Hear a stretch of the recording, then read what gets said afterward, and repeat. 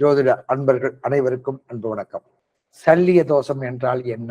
ஒருவர் வாழக்கூடிய பூமி அல்லது வாங்கக்கூடிய பூமி யாரிடம் வாங்குகிறோம் என்பதை கவனிக்க வேண்டும்.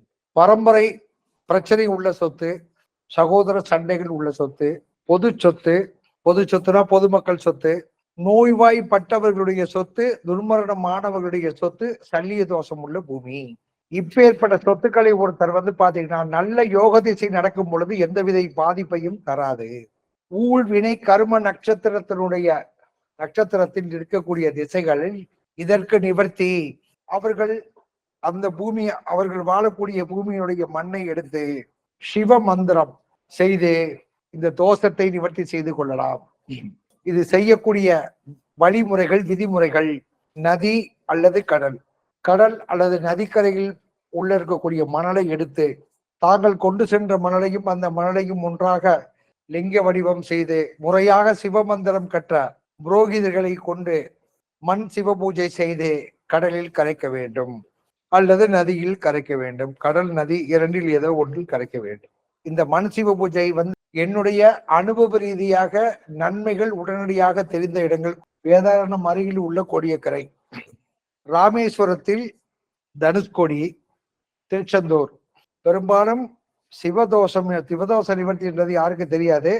இது புராண ராமாயணத்துல பாத்தீங்கன்னா சீதா தேவியார் ராமேஸ்வரத்துல மண் சிவ பூஜை பண்ணதாக ராமாயணத்தில் ஒரு பலம் உண்டு. என்ன காரணம் அப்படின்னு கேட்டீங்கன்னா, இந்த சல்லிய தோஷம் யாருக்கு இருக்கிறதோ அவர்களுக்கு பூமி இருந்தாலும் ஆள முடியாது, அதிகாரம் செலுத்த முடியாது, வாழ முடியாது.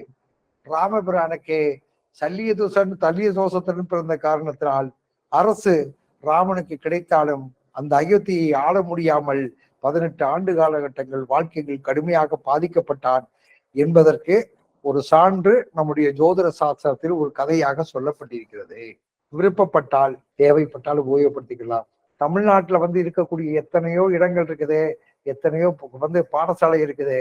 ஆனா மண் சம்பந்தப்பட்ட சல்லிய தோஷத்துக்கு உண்டான, இந்த நிவர்த்தி பண்றதுக்கு உண்டான சிவமந்திரம் யாருக்குமே தெரியல.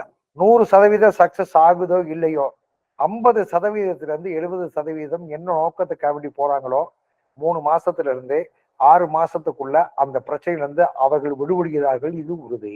ஓகேங்களா? அடுத்து தங்கத்துக்கு உண்டான தோஷம் எப்படி வரும் அப்படின்னு சொல்லி கேட்டீங்கன்னா, ஒரு தங்கம் வாங்க போறோம், கடைக்கு போறோம், நல்ல லைட் போட்டு படப்படப்படப்படன்ட்டு வெளியே பாத்தீங்கன்னா ஒருத்தர் சலாம் போடுவாரு. அப்படியே எம்பிஏ, எம்ஃபில், எம்எல் படிச்ச பிள்ளைகள்லாம் பாத்தீங்கன்னா நீல ட்ரெஸ் போட்டு ஜம்முன்னு கொண்டாந்து கொடுப்பாங்க.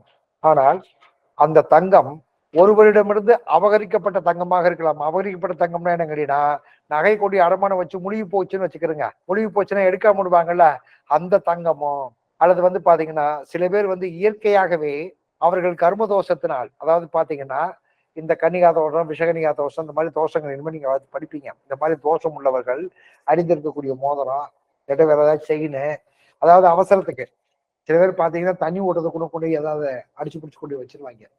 அது போக திருட்டு நகைகள், இந்த மாதிரி தங்கங்கள் பூராமே சல்லிய தோஷத்துக்கு நமக்கு வந்துடும். ஆனா நமக்கு தெரியாது, வரலாம், வராமையும் இருக்கலாம். ஆனால் அப்படி வரக்கூடிய நகைகள் தான் நம்மள்கிட்ட வெளியே போயிட்டு திரும்பி நம்ம பாடுபட்டு எடுத்து கொண்டு வந்திருப்பான். கடைசி வரை 1 மாசம் 2 மாசத்துல அதே நகைகள் திரும்ப போற மாதிரி ஒரு சூழ்நிலையை கொண்டு வந்துடும். இது பெரும்பாலுக்கும் மறைமுகமாக தெரியும். இது ஜோதிடர்கள் வழிகாட்ட வேண்டிய ஒரு விஷயம். அப்படி புதுசா ஒரு தங்கம் வாங்கினீங்கன்னா அது என்ன பண்ணணும் அப்படின்னு கேட்டீங்கன்னா, கஸ்தூரி மஞ்சள் என்று நாட்டு மருந்துக்கள்ல கேட்டீங்கன்னா கிடைக்கும். அதை ஒரு 50 கிராமோ 100 கிராமோ உங்க நகை வாங்கக்கூடிய நகைக்கு தகுந்த மாதிரி, அல்லது இருக்கிற நகையை கூட நீங்க பண்ணிக்கலாம். சல்லிய தோஷத்தை பற்றி பண்ணிக்கலாம். வாங்கி ஒரு 1/2 மணி நேரம் 1 மணி நேரம் ஊற வச்சு நல்லா மிக்சியில் அடிச்சீங்கன்னா பேஸ்ட் மாதிரி ஆகிடும். அந்த கஸ்தூரி மஞ்சளோடு சுத்தமான பன்னீர் வாங்கி தங்கம் சல்லிய தோஷ நிவர்த்தி பேஸ்ட் மாதிரி பண்ணி அதிகபட்சமாக ஒரு 2 மணி நேரம் 3 மணி நேரம் அந்த பேஸ்ட்டுக்குள்ள உங்களுடைய நகைகளை உள்ள போட்டு வச்சிருந்துட்டு அதை மீண்டும் பன்னீர்ல கழுவிடுங்க. அதை உடனே போடாம ஏதாவது உங்களுடைய இஷ்ட தெய்வங்கள், அதாவது மந்திர மொழிகள் அதிகமா இருக்கக்கூடிய, அதாவது என்ன பெரிய ஸ்தலங்கள் கோயில்கள்ல போய் அந்த தெய்வ கற்ப கிரகத்திற்கு பாதத்திலேயோ அல்லட்டா அது கழுத்திலேயோ மாட்டி அந்த குருக்கள்கிட்ட சொல்லி அர்ச்சனை பண்ணிட்டு அதை நீங்க உபயோகப்படுத்திக்கிட்டீங்கன்னா அந்த தங்கம் ஆயுள் உள்ள வரை உங்களை மட்டுமல்ல உங்களுடைய சந்ததிகளை விட்டும் விலகாது. இப்ப திருமண காலகட்டங்கள்ல திருமாங்கல்யம் பண்றதுக்கு பொண்ணு இருக்கக்கூடிய நாள்னு ஒரு நாள் இருக்குதா? அப்ப அந்த பொண்ணுருக்கு நாள்ல என்ன அந்த செய்யக்கூடிய பொற்கொள்ளர் என்ன பண்ணுவாருன்னு கேட்டீங்கன்னா, நம்ம வாங்கி கொடுக்கக்கூடிய தங்கத்தை சூடு பண்ணி ஊதி அதை உருக்கி பழையபடி என்ன கேட்டீங்கன்னா, அந்த நம்ம கொடுத்த தங்கம் நல்ல தங்கமாக இருந்தாலும் அது கட்டியா இருந்தாலும் பலதரப்பட்ட விஷயங்கள் இருந்தாலும் சரி, நெருப்பை வச்சு ஊதி அதை உருக்கி பழையபடி உருண்டையோ சதுரமாகவோ ஆக்கி பண்ணுவாரு. அப்படி பண்ணும்போது அதை அடிக்கும் போது அந்த தங்க நகை அடிக்கக்கூடிய உருக்கும் பொழுது தங்க நகை முறிந்தால் அது திருமாங்கல்யத்திற்கு உதவாது, ஒதுக்கி விடுவார்கள். இது யாருக்கா தெரியுமா? தங்கம் பொண்ணு இருக்கக்கூடிய கணக்கு இன்னைக்கெல்லாம் காலம் நவீனமாய் போச்சு. இதை பத்திலாம் யாரும் தெரியறது இல்லை. நம்ம ஜோதிட சாஸ்திரம் தெரியறது இல்ல. ராகுவும் கேதுவும் சனியும் குருவும் பயிற்சி ஆகி போச்சுன்னா இந்த இடத்த விட்டு இங்க போனா இவனுக்கு நல்லா இருக்கும் சூப்பரா இருக்குன்றத சொல்லும் போது கேட்டுக்கிறோம், சந்தோஷப்பட்டுக்கிறோம். அதுக்கப்புறம் நடக்குதான்னு பாக்குறான். ஆனால் அன்றைய காலகட்டத்துல இதெல்லாம் ஒரு முறையாக தெளிவாக செய்தார்களா இல்லையா? இன்னைக்கு தங்க யாரு வாங்கி முழுசா யார் போட்டுருக்குது சொல்லுங்க.